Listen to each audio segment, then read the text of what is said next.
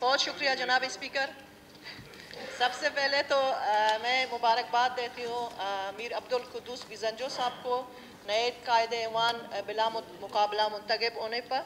और दूसरी मैं एक बात कहना चाहूँगी सर यहाँ पे कि पिछले 3 सालों में जो यहाँ पे ख़वातीन के हवाले से जो पेंडिंग में लेजिस्लेशन होनी चाहिए, तो जो पेंडिंग में रखे हुई चीज़ें हैं वो बिल्कुल नहीं हो सकी, नहीं कर सकें, क्योंकि बाकी प्रोविंसेस की निस्बत हमारे जो ख़वातीन यहाँ की हैं बहुत पसमानदा हैं। बहुत सारी चीज़ों के लिए हम अमूमन हर प्लेटफार्म इनके लिए लड़े हैं, लेकिन फिर भी चीज़ें नहीं हो सकी।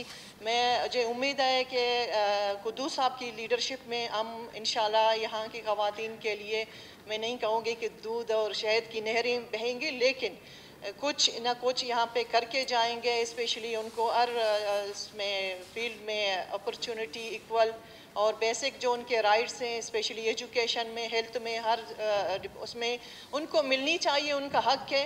क्योंकि यहाँ पे मैं समझती हूँ कि पूरा सूबा पसमानदा है और पूरे बलूचिस्तान जो पसमानदा और महरूमियाँ हैं उसमें मैं समझती हूँ कि हमारे नए सीएम साहब इंशाल्लाह रोशनी की किरण साबित होंगी।